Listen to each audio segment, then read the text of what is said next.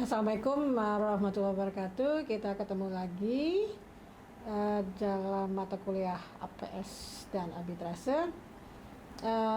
Kali ini saya akan menjelaskan mengenai mediasi. Tapi sebelumnya kita membaca basmalah. Bismillahirrahmanirrahim. Baiklah, mediasi ini yang saya jelaskan adalah mediasi di dalam pengadilan ya.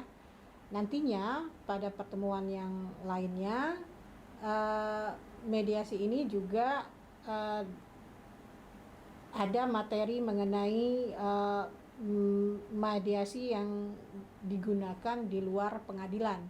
Nah, hari ini saya akan menjelaskan mediasi yang digunakan dalam pengadilan ya. Mediasi merupakan salah satu bentuk dari APS yang digunakan di luar pengadilan. Tapi ternyata pada perkembangan selanjutnya pengadilan pun juga menggunakan mediasi ya untuk menyelesaikan sengketa gitu ya. Karena memang dalam perkembangannya banyak sekali bertumpuk perkara ya yang harus diselesaikan di pengadilan, sehingga kemudian untuk mengurangi penumpukan perkara, penyelesaian sengketa di pengadilan, lalu pengadilan menggunakan mediasi ya. Nah, mediasi di pengadilan ini diatur dalam Perma nomor 1 tahun 2016 ya. Jadi mediasi dilakukan sebelum perkara itu diselesaikan melalui pengadilan. Harapannya kalau misalnya perkara itu sudah bisa terselesaikan dengan mediasi, sehingga perkara itu tidak perlu berlanjut ya untuk diselesaikan di pengadilan, sehingga dapat mengurangi ya atau meminimalisir jumlah perkara yang harus diselesaikan melalui pengadilan.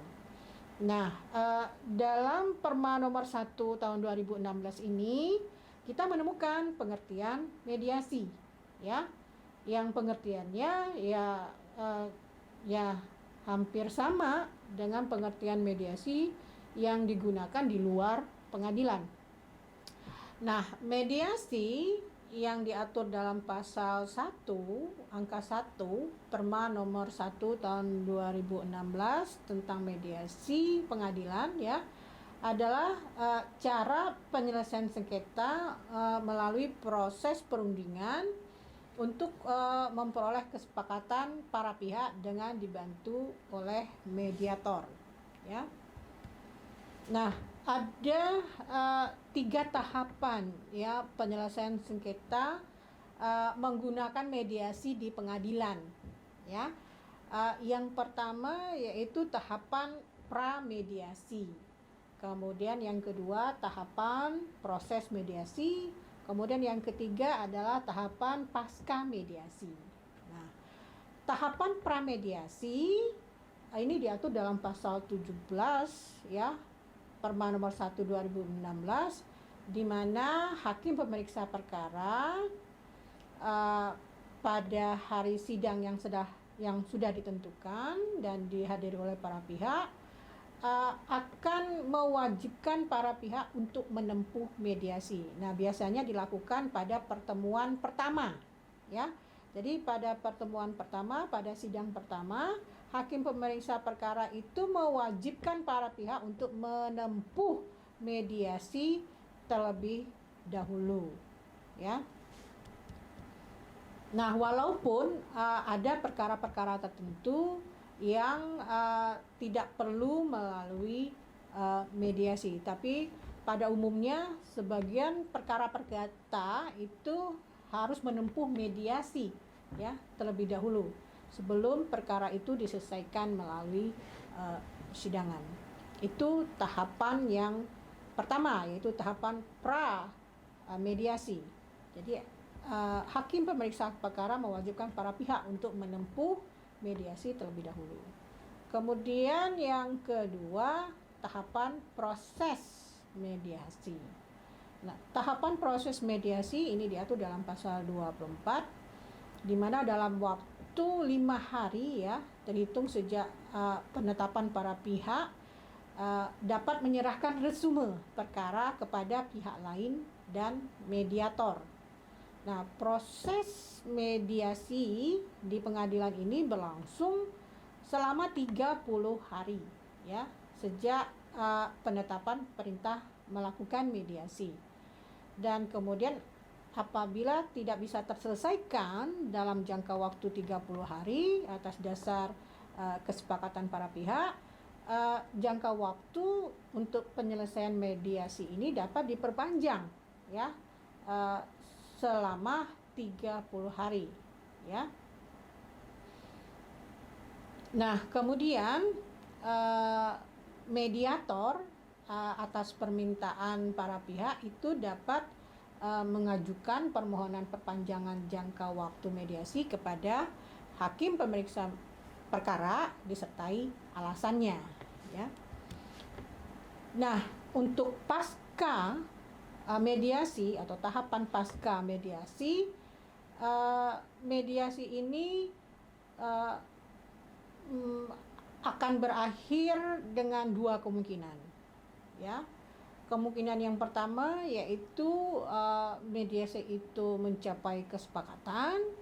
Kemudian kemungkinan yang kedua adalah mediasi tidak mencapai kesepakatan gitu ya. Nah, apabila mediasi itu mencapai kesepakatan, lalu dibuatlah akta perdamaian di antara para pihak ya. Kemudian yang kedua bisa juga dengan mencabut gugatan ya, artinya sengketa itu tidak perlu dilanjutkan lagi ke persidangan. Kemudian yang ketiga bisa juga tercapai kesepakatan apabila hanya tercapai sebagian ya perdamaian saja.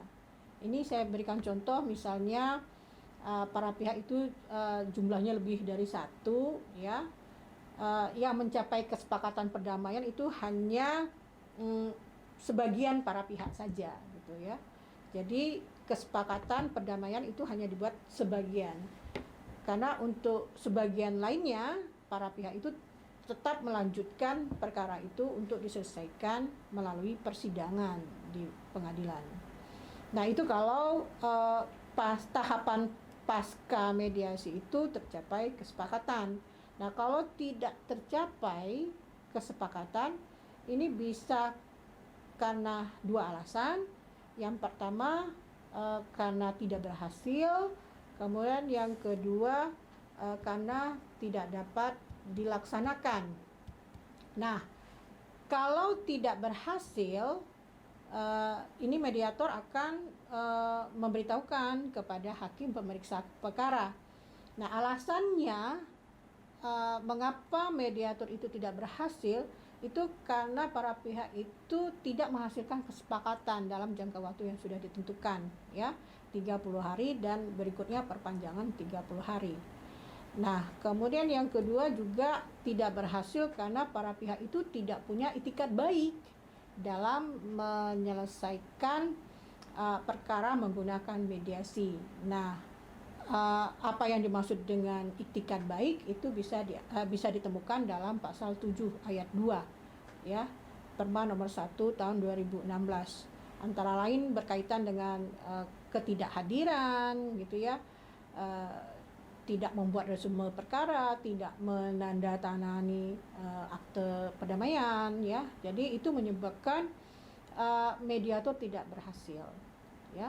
Kemudian yang kedua, alasan tidak tercapai kesepakatan itu apabila mediator atau mediasi itu tidak dapat dilaksanakan ya. Jadi dalam hal ini alasan-alasannya karena di mana perkara itu juga melibatkan aset ya, harta kekayaan atau kepentingan pihak lain yang tidak diikut sertakan dalam surat gugatan, sehingga pihak lain yang berkepentingan itu tidak menjadi salah satu pihak dalam proses mediasi, ya. Atau bisa juga dia pihak lain itu diikutsertakan hanya tidak hadir dalam proses mediasi, gitu ya, atau tidak pernah hadir sama sekali ya dalam proses mediasi. Nah, kemudian bisa juga tidak dapat dilaksanakan karena melibatkan wewenang kementerian, ya, atau lembaga instansi tingkat pusat atau daerah atau badan usaha milik negara atau daerah yang tidak menjadi pihak berperkara, ya, kecuali pihak berperkara yang terkait dengan pihak-pihak tersebut telah memperoleh persetujuan tertulis, ya, dari kementerian, lembaga, instansi dan atau badan usaha milik negara atau daerah untuk mengambil keputusan dalam proses, ya, mediasi.